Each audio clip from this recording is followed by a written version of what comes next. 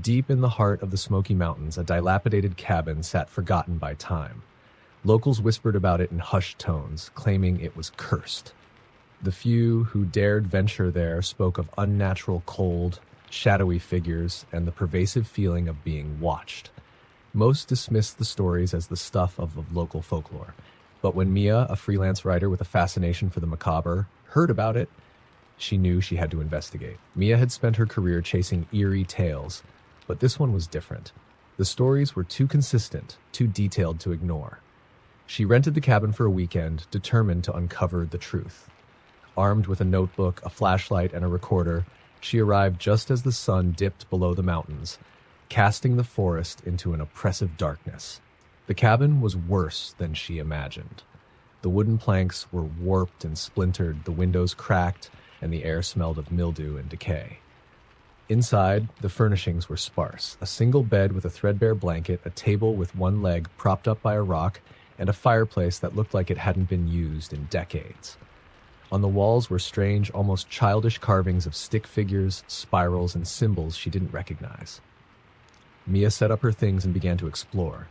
She recorded her observations, noting the eerie silence of the woods outside. No crickets chirped as no wind rustled the leaves.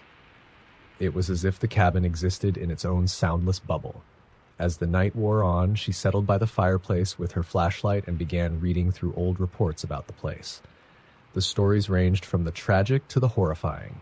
Families disappearing without a trace, hunters found dead with looks of terror frozen on their faces, and accounts of phantom screams echoing through the woods. Around midnight, Mia heard the first sound since her arrival, a faint knock. It was so soft she almost convinced herself she imagined it. But then it came again, louder this time. She froze, the flashlight trembling in her hand. "Hello?" she called out, her voice cracking. No answer. Steeling herself, she opened the door. The forest was pitch black, the trees looming like silent sentinels. There was no sign of anyone. She stepped outside, scanning the area with her flashlight. Just as she turned to go back inside, she noticed something in the dirt. Footprints. Bare, human footprints leading from the edge of the woods to her cabin door, and none leading away. Mia's pulse quickened as she slammed the door shut and locked it. She tried to rationalize it. Maybe she missed the outgoing prints. Maybe it was an animal. Maybe, but the excuses felt hollow. She forced herself to continue her research, her mind racing. The knock came again. This time, it was at the back door. She didn't move. She barely breathed. Minutes passed and the knocking stopped. But then, the sound of footsteps started, slow and deliberate, circling the cabin. She clutched her flashlight like a weapon, her heart pounding in her chest. The footsteps stopped directly outside the living room window. She didn't dare look. A sudden, deafening bang shattered the silence as the window cracked under an unseen force. Mia screamed, grabbing her recorder and notebook as she bolted for the front door. The moment she stepped outside, the temperature plummeted. Her breath came out in visible puffs, and an oppressive weight pressed down on her chest. She ran blindly into the forest, the beam of her flashlight bouncing wildly. Behind her she heard whispers, unintelligible but insistent. They grew louder, merging into a cacophony of voices, each one dripping with malice. She tripped over a root and fell hard, her flashlight skidding out of reach. The darkness closed in, suffocating and alive. As she scrambled to her feet, her flashlight flickered back on, illuminating a figure standing mere feet away. It was tall and gaunt, its skin pale and stretched tight over its bones. Its eyes were hollow voids, and its mouth hung open in a silent scream. In its hand was her notebook. Mia ran. She didn't look back, didn't stop until she saw the faint glow of dawn through the trees. She burst onto a dirt road, collapsing in exhaustion. A passing trucker found her and took her to the nearest town. She tried to explain what had happened, but her story sounded insane, even to her. When she returned home, she found her notebook on her desk. Every page was filled with the same phrase, scrawled in a shaky hand: "You shouldn't have come." Mia never wrote about the cabin. She never spoke of it again. But sometimes late at night, she would hear faint knocks at her door, always in sets of 3. A group of friends, Emma, Jason, Rachel, and Chris, decided to spend the weekend at an isolated cabin deep in the Appalachian wilderness. It was supposed to be a retreat from the chaos of their daily lives, a chance to disconnect from the world and bond over campfires and ghost stories. But none of them could have anticipated the terror awaiting them. The cabin was old but sturdy, tucked at the edge of a dense forest. The caretaker, an elderly man with a hollow gaze, handed over the keys with a warning. Shh, shh. Stay inside after dark, and no matter what you hear, don't open the door. The group laughed it off, thinking it was part of the rustic charm, and settled in for their first night. The evening started as expected. They cooked over the fire, swapped jokes, and shared drinks. As the sun dipped below the horizon, the forest grew eerily quiet.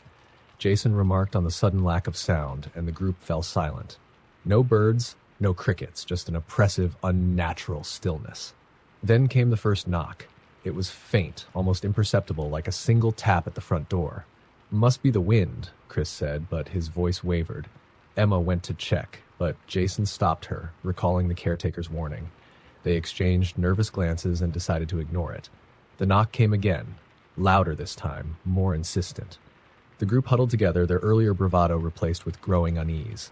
"It's probably just an animal," Rachel whispered, though she didn't believe her own words. Suddenly, the knock was at the back door, then the windows. A rapid, rhythmic pounding that moved around the cabin as if something or someone was circling them. Chris grabbed a poker from the fireplace, his knuckles white as he gripped it. "Whatever it is, it's messing with us," he said, trying to sound confident. Emma turned off the lantern, plunging them into darkness. "If we can't see it, maybe it can't see us," she reasoned. But the knocking didn't stop. It grew louder, almost frantic, and then it stopped altogether. For a moment, the silence returned, heavier than before. Then they heard it, a low, guttural growl emanating from the woods. It was followed by the crunch of footsteps on the gravel path outside. They were heavy, deliberate, and far too slow to belong to an animal. Jason peered through a crack in the boarded-up window, his breath hitching. "There's someone out there," he whispered. "Or something." A figure emerged from the tree line, tall and gaunt, with limbs that seemed too long for its body. Its head twisted unnaturally, as if searching for something or someone. It stopped directly in front of the cabin and tilted its head, as if it could see through the walls. Then it smiled. Jason stumbled back from the window, his face pale. "We have to get out of here," he hissed. But before they could move, the knocking resumed, this time from inside the cabin. The group froze. The sound was coming from the walls, the floor, the ceiling. It surrounded them, closing in, louder and louder until it was deafening. Rachel screamed, clutching her ears, and then the lights flickered back on. The cabin was empty. The four of them stood in the middle of the room, trembling, their breaths ragged.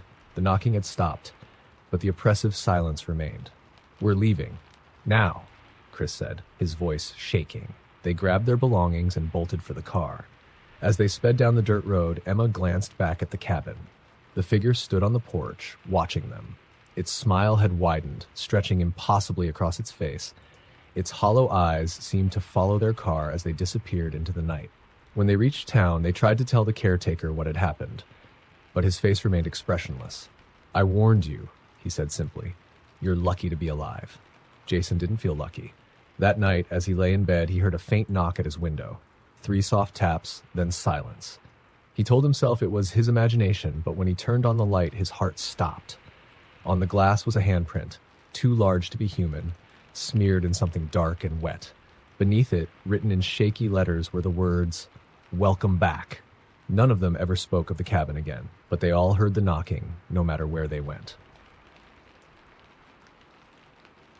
A group of hikers, Mark, Alyssa, Ben, and Sarah, decided to take a detour from their usual trails and explore a forgotten path deep in the heart of the Pacific Northwest. The trail wasn't on any maps, but they'd heard whispers about a secluded lake surrounded by towering pines and untouched by civilization. It sounded like the perfect adventure. They set out early, the morning mist clinging to the forest like a living thing. As they ventured deeper, the path grew narrower, and the canopy of trees became so dense that daylight struggled to penetrate. Hours passed, and the trail seemed to wind in unnatural patterns. Mark checked the compass repeatedly, swearing they were heading the right way, but the feeling of being lost was undeniable. By late afternoon, they stumbled upon a clearing, and in its center stood a cabin. It wasn't marked on their map, and it looked as if it had been abandoned for decades. The wooden planks were warped and gray, the roof sagging under the weight of years. Yet the door was slightly ajar, as if inviting them in.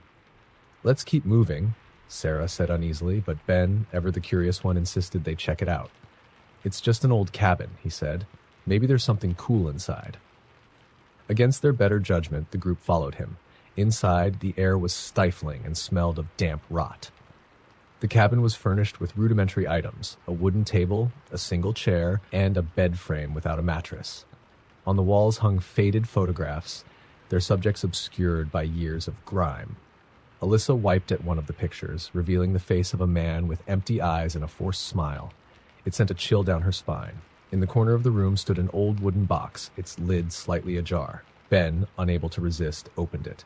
Inside was a collection of strange items: a doll with one eye missing, a rusted knife, and a bundle of letters tied with a fraying ribbon. Mark picked up one of the letters and began to read aloud. The handwriting was erratic, the words nonsensical, ramblings about shadows, voices in the woods, and the thing that watches. As he read, the temperature in the cabin seemed to drop. The light filtering through the dirty windows dimmed, and an unnatural silence fell over the forest outside. Then they heard it, a faint, rhythmic tapping like fingers drumming on wood. It was coming from the ceiling. "Probably just an animal," Ben said, though his voice wavered. But the tapping grew louder, more deliberate. It moved across the ceiling, then down the walls, circling them. Alyssa backed toward the door, her breath coming in short gasps. "We need to leave. Now." As they stepped outside, the forest seemed different. The trees were closer together, their branches twisting unnaturally. The path they'd come from was gone, replaced by dense undergrowth. "We're trapped," Sarah whispered, panic rising in her voice. Mark took out his compass again, but the needle spun wildly. This isn't possible," he muttered. "Something's—" A low, guttural growl cut him off. It came from the tree line, where shadows shifted unnaturally. The hikers froze as a figure emerged from the darkness. It was tall, impossibly thin, with limbs that moved in jerky, unnatural motions. Its face was a featureless void, yet they all felt its gaze. Without a word, they ran. The forest seemed alive, branches clawing at them as they sprinted blindly. The growling grew louder, joined by whispers that seemed to come from everywhere and nowhere. Sarah tripped, screaming as she fell, and Mark turned to help her. But when he looked back, she was gone. No trace of her, no sound, no struggle, just empty space where she'd been. The remaining three pushed on, adrenaline propelling them forward. They burst into another clearing, this one dominated by a massive tree. Its trunk was carved with hundreds of symbols, spirals, and faces, all twisted in agony. At its base was Sarah, or what was left of her. Her face was frozen in a silent scream, her body unnaturally contorted. "We have to keep moving," Alyssa sobbed, dragging Mark and Ben away.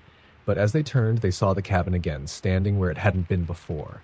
The door was wide open, and a faint light flickered inside. "We didn't come back this way," Ben shouted, his voice breaking. But the forest offered no other path, no escape. The whispers were louder now, chanting in a language none of them understood. The figure emerged again, standing between them and the cabin. Its featureless face turned toward each of them as if deciding who to take next. Alyssa screamed and bolted toward the cabin. "No!" Mark shouted, but it was too late. She disappeared through the doorways, and the door slammed shut behind her. The chanting stopped. The growling stopped. Everything was silent. Mark and Ben stood frozen, staring at the cabin. Slowly, the door creaked open again. Inside, they saw Alyssa standing motionless, her back to them. "Alyssa?" Mark called, his voice trembling. She turned slowly, her face blank, her eyes black voids. She smiled, but it wasn't her smile. The last thing Mark and Ben heard was the sound of footsteps, fast and heavy, rushing toward them from every direction. The forest swallowed their screams. The cabin was never found again. Locals say the trail doesn't exist anymore, but sometimes hikers report hearing faint whispers and seeing a figure watching them from the shadows. Those who go looking for the cabin never return. In a remote part of Maine, a small family-owned hunting lodge, Red Pine Retreat, had long been abandoned. Locals avoided it, calling it the Hollow Place. The story went that years ago, a hunter named Elias disappeared there, leaving nothing but his boots at the cabin door and a strange clawed mark etched into the floorboards. People whispered about the thing in the woods, something unnatural. Over time, the cabin was forgotten, except by those curious enough to seek it out. Lila and her friends, Tom, Claire, and Nate, weren't believers in ghost stories. They were city dwellers, out for a weekend of hiking and fun. When they heard about the cabin from a local diner owner, they thought it would make for an adventurous overnight stay. The hike to the cabin was rough. The forest felt dense and oppressive, the air colder than it should have been for early fall. Lila noticed the silence almost immediately. No birds, no rustling leaves, just the sound of their boots on the damp ground. "It's just deep woods," Tom reassured her, but even he seemed uneasy. When they arrived, the cabin looked exactly how they imagined. Old, weathered, and forgotten. The windows were caked with grime, and the roof sagged under the weight of neglect. Inside, the air was damp and carried a faint metallic tang. The furniture had been left to rot, but on the table lay a hunting knife, sharp and gleaming, as if someone had just placed it there. "That's weird," Nate said, picking it up. "This thing looks brand new. Maybe someone still uses this place," Claire suggested, but her voice was uncertain. As the sun set, the four set up sleeping bags around the crumbling fireplace. They told jokes to ease the tension, but something about the place felt wrong. Lila noticed scratches on the walls, long, deep gouges that didn't look like they'd been made by an animal. They started near the floor and climbed up to the ceiling. She decided not to mention it. Around midnight, the first sound came, a single, loud thud on the roof. Everyone froze. "Probably a branch falling," Tom said, though his voice lacked conviction. Another thud followed, and then another, moving across the roof toward the door. Lila held her breath as the door creaked slightly as if nudged from the outside. "Who's there?" Nate called, trying to sound brave. No answer. The door shuddered violently, as though something massive was slamming into it. Claire screamed, and Nate grabbed the knife from the table, holding it out like it could protect them. "It's just an animal," he stammered. But then the noises started. From outside came a low, guttural growl that rose into an unnatural, shrieking howl. It wasn't like any animal they'd ever heard. The door stopped rattling, and for a moment there was silence. Then came the whispers. They weren't in English, or any language the group recognized. The sound was like dry leaves being dragged across stone, but the intent was clear. Something was speaking. Claire clutched Lila's arm, her nails digging into her skin. "It's not real. This isn't real," she whispered, almost pleading. Tom, desperate to take control, threw open the door. "There's nothing out there," he shouted. His voice echoed into the empty forest, but as he turned back, his face drained of color. In the clearing beyond the cabin, dozens of shadowy figures stood among the trees. They were tall and thin, their forms distorted as though they were made of smoke. Their faces were featureless, yet their heads tilted in unison toward him, as if they were watching. Tom slammed the door shut and bolted it. "There's something out there," he said, his voice shaking. The growl came again, closer this time, and the shadows outside pressed against the windows, darkening the cabin. The fire died suddenly, plunging them into darkness. The whispers grew louder, circling the cabin, rising into a chaotic cacophony. Nate shouted, slashing wildly at the air with the knife. "Stay back!" he yelled, but there was nothing to fight. The floor beneath them groaned. Slowly, impossibly, the wooden planks began to bow as though something massive was pushing up from below. The clawed marks Lila had noticed earlier began to glow faintly, pulsing with an eerie red light. "Run!" Lila screamed, bolting for the back door. The others followed, tripping over each other in their desperation. They burst into the forest, the shadows chasing them, whispering, growling, laughing. The trees seemed to twist and close in, the path disappearing beneath their feet. One by one, the group fell behind. Nate was the first to scream, his voice cut short as he was dragged into the shadows. Claire tripped and turned to face Lila, her hand outstretched, waist normal, but something yanked her backward into the darkness. Lila and Tom ran until their legs gave out, collapsing in a small clearing. The whispers had stopped, and the forest was silent once more. They sat in the dirt, gasping for breath, too terrified to speak. When dawn broke, they found themselves back at the edge of town, their clothes torn and covered in blood that wasn't their own. They stumbled into the diner, incoherent and shaking. The owner, pale and wide-eyed, asked them one question. "Did you hear the howl?" Tom never spoke of the cabin again. Lila moved across the country, trying to forget. But late at night, she sometimes hears the whispers in her dreams, and when she wakes, there are fresh scratches on her bedroom walls. It was supposed to be a quick getaway, a solitary retreat for Leah to recharge her mind and write. She'd rented a cabin deep in the Adirondacks, nestled by an isolated lake. The online listing promised tranquility, and the photos showed a rustic but charming space surrounded by nature. It was perfect. The drive there was uneventful, though Leah couldn't shake the feeling of being watched as her car wound through the dense forest. She arrived at dusk, greeted by a deep silence that was almost unnatural. No bird song, no rustling leaves, just the hum of the wind. The cabin looked older than the photos suggested, with peeling paint and a sagging porch, but Leah shrugged it off. It was only for a weekend. Inside, the cabin was cold and smelled faintly of damp earth. The furniture was sparse, and an old stone fireplace dominated the living room. She set her bags down and started to unpack when she noticed something strange. Above the fireplace, where a painting or photograph might usually hang, there was nothing but a blank space. The wooden frame that should have held something was empty, its edges slightly scorched. Weird, she thought, but didn't dwell on it. By the time night fell, Leah was settled in. She lit a fire and tried to write, but her thoughts wouldn't focus. Her laptop screen reflected her unease. The shadows cast by the fire seemed to flicker too erratically, like they had a mind of their own. She chalked it up to her imagination and turned in early, eager to sleep off the long drive.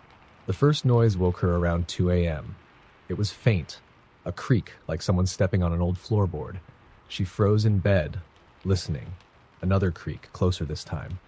Leah's heart pounded as she strained to hear anything else. She told herself it was the cabin settling, the wood expanding in the cold night air. Then came the whispering. It was so faint she wasn't sure if she was imagining it. Words she couldn't make out, spoken in a raspy, fragmented tone.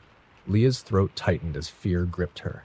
She sat up in bed, grabbing the flashlight from the bedside table and shone it toward the door. Nothing. She convinced herself it was the wind or a dream and somehow managed to fall back asleep. The next morning, she found scratches on the inside of the front door. Deep, jagged marks carved into the wood. Her breath caught in her chest. Did I lock the door? She wondered, trying to convince herself it could have been an animal. But the scratches were long and deliberate, almost like claw marks. The day passed in a haze of unease. She tried to write but kept glancing at the door, her stomach twisting into knots. As the sun began to set, she went outside for air, standing by the edge of the lake.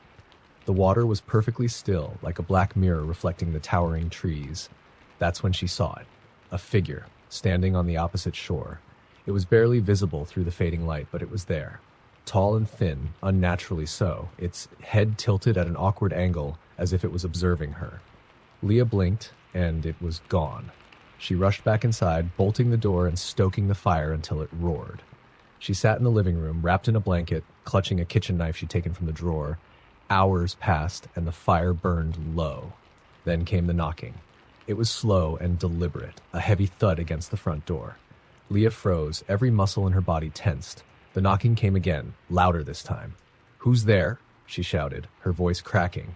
No answer. The knocking stopped. For a moment, silence reigned, and she dared to hope whoever or whatever was outside had left. But then the back door rattled violently, as though something was trying to break in. Leah screamed, running to the bedroom and locking the door behind her. From the bedroom window, she saw movement. Shadows darting between the trees, too fast and too large to be human. The whispering began again, louder now, surrounding her. The walls of the cabin seemed to vibrate with it. The whispers stopped, replaced by a single voice, guttural and cold. "Why did you come?"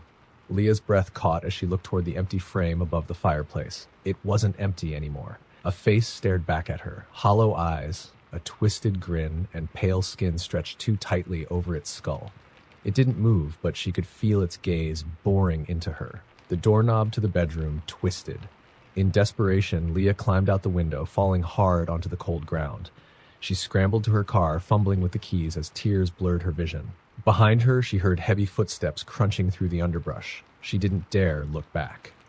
The car roared to life, and she sped down the dirt road, not stopping until she reached the nearest town.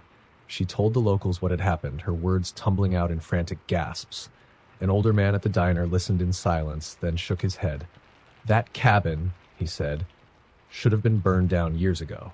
It doesn't belong in this world." Leah never retrieved her belongings. She moved to a new city, changed her number, and tried to forget. But at night, she sometimes wakes to the sound of faint whispers, words she still can't understand. And in the darkest corner of her apartment, she swears she sees the faint outline of a frame hanging on the wall. It was a dare. Just a stupid dare. That's what Jake kept telling himself as he drove the winding mountain road with his friends Mia, Eric, and Rachel. They'd been drinking around a campfire when Eric mentioned Black Hollow Cabin, a place infamous in their small town for being cursed. It was said that anyone who stayed the night there either disappeared or came back.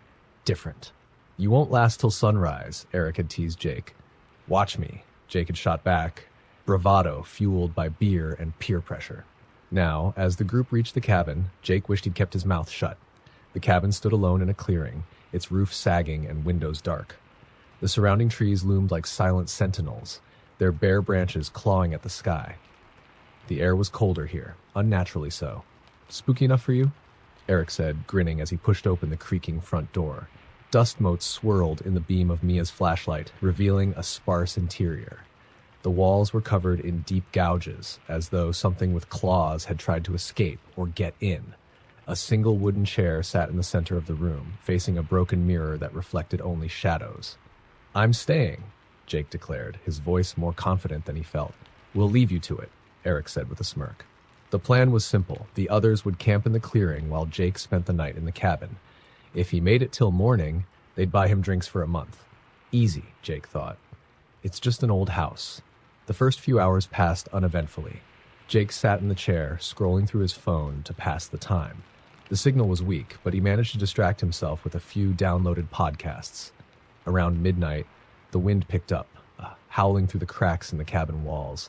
It sounded almost like a voice, low and mournful. "Don't psych yourself out," Jake muttered, gripping the flashlight tighter. Then came the first knock. It was soft, almost tentative at the front door. Jake froze. He waited, holding his breath, but it didn't come again. He laughed nervously. "Probably just the wind," he said aloud, though the words didn't make him feel better. A second knock followed, louder this time. Then a third. Each one was deliberate, slow, and heavy. Jake's pulse quickened as he stood, the flashlight beam shaking in his hand. "Who's there?" he called, his voice cracking. Silence. Jake approached the door cautiously. When he opened it, there was nothing but the dark forest beyond. He shone the flashlight into the trees, but the beam barely penetrated the shadows. He shut the door quickly, bolting it for good measure. The knocking began again, this time from the back wall of the cabin, then the side, then the roof. It was everywhere, surrounding him. Jake backed into the corner, clutching the flashlight like a weapon. Suddenly, the light flickered and died. The room was plunged into darkness, but Jake wasn't alone. He could feel it, something breathing, something watching. He fumbled with the flashlight, slapping it against his palm until it came back on. The beam illuminated the mirror, and in the reflection, he saw a figure standing behind him. Jake spun around, but the room was empty. His heart pounded as he turned back to the mirror. The figure was still there, tall, with impossibly long limbs and a face obscured by shadows, its head tilted unnaturally as though it were studying him. "Get out," a voice rasped. It wasn't his own. Jake bolted for the door, but it wouldn't budge. He screamed for his friends, his voice raw and desperate. The mirror shattered, shards flying across the room, and Jake felt something cold and wet wrap around his ankle. Outside, Mia and the others heard the scream. It echoed through the clearing, sharp and blood-curdling, before being abruptly cut off. They ran to the cabin, but when they burst inside, it was empty. Jake was gone. The only sign of him was the chair, now tipped over, and a single word carved deep into the floorboards. "Stay!" None of them spoke on the way back to town. They didn't tell anyone what had happened, but all three started having the same dream. A cabin, a broken mirror, and a figure standing just beyond the doorway. And in the mornings, they would each find fresh scratches on their bedroom walls. The town of Cedar Hollow was quiet, nestled at the edge of a sprawling forest that stretched for miles. Deep within those woods stood Ashen Pine Lodge, a crumbling cabin whispered about in hushed tones. Everyone in the town knew the rule: stay out of the forest after dark. But rules have a way of being broken. Jenna, Alex, and Marcus weren't from Cedar Hollow. They were passing through on a road trip, eager for adventure and undeterred by local legends. When they heard about the haunted cabin from a bartender at the town's only pub, they laughed it off. The woods don't like visitors, the bartender had warned, his expression grave. People go missing out there, and those who come back, well, they ain't themselves. That only fueled their curiosity. Armed with flashlights and camping gear, the trio ventured into the forest at dusk, ignoring the uneasy glances of the locals. The path was overgrown, barely visible under the canopy of twisted pines. The air was thick, the silence unnerving. Even the wind seemed to carry a weight, rustling the trees with a sound that felt almost alive. It took hours, but they finally found it, the Ashen Pine Lodge. The structure leaned precariously, its wooden beams blackened as though scorched by fire. The windows were jagged holes, and the front door hung from its hinges. A strange symbol was carved into the doorframe, a spiral surrounded by jagged lines like a clawed hand. "This is it," Marcus said, grinning as he pulled out his phone to snap a picture. Piece of cake. As they stepped inside, the air grew colder. The cabin's interior was sparse, its walls covered in deep scratches and faded stains. In the corner of the main room stood a table with a single candle, melted down to a nub. The wax had pooled into a shape eerily similar to the symbol on the door. "We should camp here," Alex suggested, though his voice wavered. Jenna shook her head. "I don't know. Something about this place feels off." "You're not scared, are you?"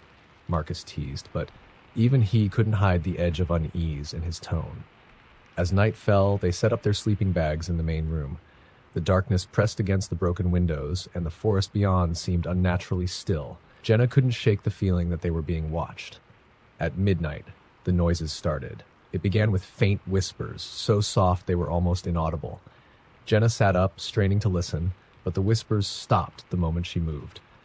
Alex brushed it off. "Probably the wind," he said, though his hands trembled as he adjusted his flashlight. But then came the footsteps. They were slow and deliberate, circling the cabin, the sound of heavy boots crunching on dead leaves. Marcus grabbed a stick from the fireplace, brandishing it like a weapon. "Who's out there?" he shouted, his voice cracking. No response. Suddenly, the front door slammed shut with a deafening bang, though none of them had touched it. Jenna screamed, and Alex's flashlight beam danced wildly across the room, illuminating the scratches on the walls. They weren't random. They formed shapes, symbols, faces. Twisted, anguished faces that seemed to writhe in the flickering light.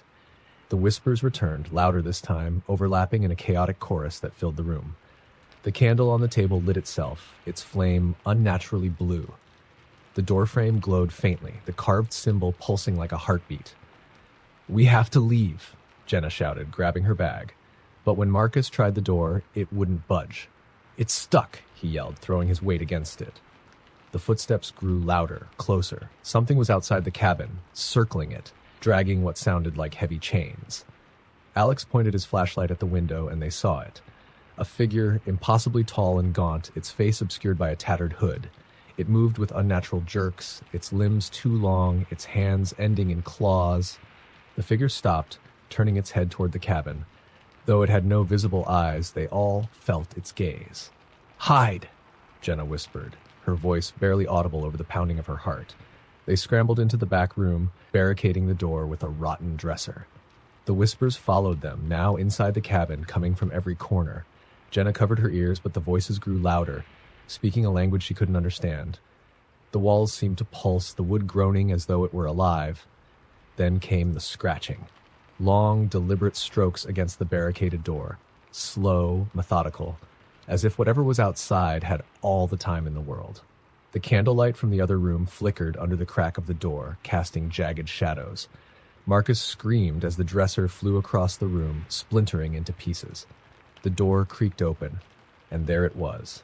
The figure, taller than before, its hood now revealing a face that wasn't human.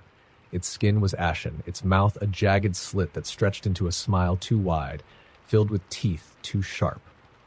It reached for Marcus first. Jenna and Alex ran, bursting out a back window and into the forest. The trees seemed to close in around them, the branches clawing at their clothes and skin. The whispers followed them, growing louder, mingled with Marcus's screams that echoed through the woods. When they finally reached the road, it was dawn. They collapsed onto the asphalt, gasping for air. Jenna turned to Alex, but he wouldn't look at her. His face was pale, his eyes wide and unfocused. Alex, she whispered, shaking him. We made it. We're safe. He slowly turned to her, his lips curling into a smile that wasn't his own. Did we? He whispered, his voice layered with something else, something cold, inhuman. Jenna stumbled back, her breath hitching, and from deep within the forest, she heard the whispers again. They were calling her name. It was the kind of cabin that seemed to breathe. Nestled deep in the Appalachian Mountains, Hollow Creek Lodge had been abandoned for decades. Its walls were warped with rot, its roof sagged, and the surrounding forest swallowed it whole. The townsfolk told stories, how it was cursed, how those who stayed there either disappeared or came back broken, raving about things that couldn't possibly exist. But for Kayla, Dan, and Lisa, it was the perfect spot for a weekend getaway. They weren't superstitious, and the promise of a cheap, secluded cabin was too good to pass up. The realtor had warned them about the lack of electricity and running water, but they laughed it off, eager for the adventure. They arrived just before sundown. The dirt road leading to the cabin was nearly impassable, choked with roots and overgrown vegetation. The air grew colder the deeper they went, and by the time they saw the cabin, the sun was barely a sliver on the horizon. Looks cozy, Dan joked, though even he couldn't hide his unease. The cabin looked worse up close. Its windows were filthy, its porch sagged dangerously, and the front door bore strange symbols carved into the wood. What do you think these mean? Kayla asked, running her fingers over the deep grooves. Probably just graffiti, Lisa said quickly, pushing the door open. Inside, the cabin smelled of damp earth and mildew. The main room was sparse, with a crumbling fireplace, a dusty table, and a single chair. The walls were covered in faded wallpaper that peeled at the edges, revealing more of those strange carvings underneath. Dan dropped their bags and started unpacking, trying to lighten the mood. Hey, at least there's a roof over our heads. But Kayla couldn't shake the feeling that they weren't alone. She kept catching glimpses of movement out of the corner of her eye, shadows shifting where there shouldn't be any. As night fell, the forest grew eerily silent. The usual sounds of crickets and rustling leaves were absent, replaced by a heavy, oppressive quiet. They lit lanterns and huddled around the fireplace, trying to make the cabin feel less alive. Lisa was the first to notice it. Do you hear that? She whispered, her voice trembling. They all listened. At first, there was nothing. Then came the faint sound of footsteps, slow, deliberate, and coming from above. It's an animal, Dan said, though his voice lacked conviction. He grabbed a flashlight and aimed it at the ceiling. Dust fell from the rafters as the footsteps moved, pacing back and forth. There's no upstairs, Kayla whispered, her throat tightening. The footsteps stopped. The three of them sat frozen, listening to their own breathing, until Dan stood. It's probably just the roof settling. Let's check it out. They climbed onto the porch, shining their flashlights upward. The roof was empty. See? Nothing, Dan said, but as he turned to head back inside, Kayla grabbed his arm. Wait. Her flashlight was fixed on the edge of the forest. There, barely visible in the beam, was a figure. It stood unnaturally still, its head tilted at an impossible angle. Its arms were too long, its fingers twitching. What is that? Lisa whispered, backing toward the door. The figure didn't move, but they all felt its gaze, heavy and invasive, as though it were peering into their very souls. Dan grabbed Kayla's hand and pulled her inside, slamming the door shut. We're leaving, he said, fumbling with the bags. The whispering started then. It was faint at first, barely audible, but it grew louder, coming from the walls, the floor, the ceiling. The words were incomprehensible, guttural and wet, as if spoken by a mouth filled with water. Lisa screamed as the lanterns flickered and died, plunging the cabin into darkness. Kayla fumbled for her phone, its flashlight the only source of light now. The whispers grew louder, overlapping, drowning out their thoughts. The walls seemed to pulse, the carvings glowing faintly in the dark. Out! We have to get out, Dan yelled, pulling the door open. But the forest had changed. The trees twisted unnaturally, their branches writhing like serpents. The figure was gone, but the feeling of being watched remained. The path they'd come from was no longer there. Only endless darkness stretched before them. We can't stay here, Lisa sobbed, clutching Kayla's arm. Kayla looked back at the cabin. The carvings on the walls had shifted, forming a jagged spiral that seemed to pulse with malevolent energy. The whispers coalesced into a single voice, deep and resonant. You shouldn't have come." The front door slammed shut behind them, and the cabin's windows glowed faintly with a sickly green light. A guttural growl rumbled from the forest, shaking the ground beneath their feet. Dan grabbed a stick and held it like a weapon. "We run, now." They bolted, crashing through the underbrush, their flashlights barely cutting through the darkness. The forest seemed to close in around them, branches clawing at their clothes and skin. The growling followed, impossibly close, accompanied by the sound of heavy footsteps and the rattling of chains. Lisa screamed as she was yanked backward, disappearing into the shadows. Kayla and Dan turned, but there was no trace of her, only her flashlight, flickering weakly on the ground. The growling stopped. The whispers returned, louder and closer. Dan grabbed Kayla's hand, pulling her forward. "Don't stop!" he shouted. They ran until their lungs burned, until the forest thinned and the road came into view. They collapsed onto the pavement, gasping for air. Kayla turned to Dan, relief flooding her. "We made it," she whispered. But Dan didn't respond. He was staring at her, his eyes wide and glassy, his lips curling into a twisted smile. His voice wasn't his own when he spoke. "You'll be back." And behind him the forest whispered her name. The storm hit just as Sarah, Ben, and Tyler reached the lake. What was supposed to be a weekend escape to a secluded cabin had quickly turned into a race against the elements. Rain lashed the windshield as Ben maneuvered the car down the narrow dirt road, the headlights barely piercing the downpour. "There it is," Sarah said, pointing to the outline of the cabin. It stood at the edge of Blackwater Lake, its reflection rippling on the inky surface. The cabin looked abandoned, its wood gray with age, the roof sagging under years of neglect. "This better be worth it," Tyler muttered, grabbing his bag. The wind howled as they dashed inside, slamming the door shut behind them. The cabin smelled of damp wood and mildew. The main room was sparsely furnished, a couch covered in dust, a stone fireplace with charred remnants of old logs, and a table with one broken leg propped up by a stack of yellowed newspapers. The windows rattled in their frames as the storm raged outside. "Cozy," Ben joked, but no one laughed. Sarah found a lantern and lit it, casting flickering shadows on the walls. "It's just for one night," she said, trying to sound cheerful. "We'll head back first thing in the morning." The hours passed slowly. They played cards to pass the time, their laughter forced and brittle. But as midnight approached, a strange unease settled over them. The storm seemed to quiet, leaving an oppressive silence in its wake. It was Tyler who first noticed the smell, a faint, metallic tang that grew stronger with each passing minute. "Do you smell that?" he asked, sniffing the air. "Maybe it's the lake," Sarah suggested, though her voice wavered. Then came the knock. It was soft, almost polite, on the front door. They froze, exchanging uneasy glances. "Probably just the wind," Ben said, standing up. Another knock, louder this time. It wasn't the wind. Ben grabbed a flashlight and opened the door, shining the beam into the darkness. The porch was empty, the rain-soaked ground undisturbed. He shut the door quickly, bolting it for good measure. The knock came again, but this time it was at the back door. "No way," Tyler whispered, his face pale. The knock became a pounding, steady, and relentless. Sarah grabbed the lantern, her hands trembling.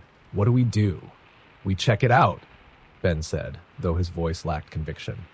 They moved as a group, their flashlights illuminating the cabin's dark corners.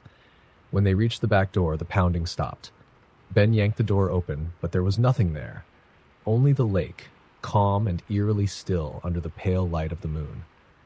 "I'm not staying here," Tyler said, grabbing his bag. "I'm sleeping in the car." "You can't," Sarah said. "The road's flooded. We're stuck until morning." The pounding started again, this time from the roof. Ben backed into the room, his flashlight jerking upward. The beam revealed nothing but wet shingles and the sway of nearby trees. The pounding moved, circling the cabin, faster and faster, until it was a deafening rhythm that seemed to come from every direction. And then it stopped. The silence was worse than the noise. The three of them stood frozen, their breathing shallow, straining to hear anything. A low creak echoed from the main room, like the groan of a floorboard under weight. "Someone's inside," Sarah whispered. They crept back to the main room, their flashlights trembling. The couch was overturned, and the lantern had gone out. In its place, something glinted on the floor, a trail of water leading from the door to the center of the room. There in the middle of the cabin stood a figure. It was tall and gaunt, its face hidden by a hood soaked with rain. Its arms hung limply at its sides, but its fingers were unnaturally long, ending in sharp points that glistened in the dim light. "Get out," the figure rasped, its voice hollow and guttural. Ben moved first, lunging for the door, but the figure was faster. In an instant, it was blocking the exit, its head tilting in an unnatural jerking motion. "Leave," it repeated, louder this time, its voice echoing like a dozen overlapping whispers. Sarah screamed as the figure lunged toward them, its movements impossibly fast. They scattered, running in different directions. Tyler dove into a closet, slamming the door shut, while Sarah and Ben bolted for the bedroom. Inside the closet, Tyler fumbled for his phone, his hands shaking. The screen lit up, casting a weak glow in the darkness. He dialed 911, but the call wouldn't go through. He heard it then, the sound of something wet dragging along the floor outside the door. In the bedroom, Sarah and Ben shoved a dresser against the door. "What is it?" Sarah sobbed, clutching his arm. "I don't know," Ben whispered, his voice trembling. The whispers returned, surrounding them, louder and more chaotic. The walls began to warp, the wood splitting as though under immense pressure. The air grew cold, freezing their breath in the dim light. The pounding started again, this time against the bedroom door. Slow, deliberate, and impossibly strong. With each impact, the dresser slid closer to the edge. "We have to get out of here," Ben said, grabbing Sarah's hand. He threw the window open, the rain pelting their faces as they climbed out. They ran toward the car, the mud sucking at their shoes. Behind them, the cabin groaned, its windows glowing faintly with an eerie blue light. Tyler wasn't in the car. His bag sat in the back seat, soaked but untouched. "We can't leave him," Sarah said, her voice shaking. "We don't have a choice," Ben shouted. As he started the engine, they saw it, the figure standing at the edge of the forest, its hood lifted. Its face was a void, black and endless. And as they drove away, the whispers followed them, echoing in their ears. They never found Tyler. But every night after, Sarah would wake to the sound of pounding, slow and deliberate, on her bedroom window.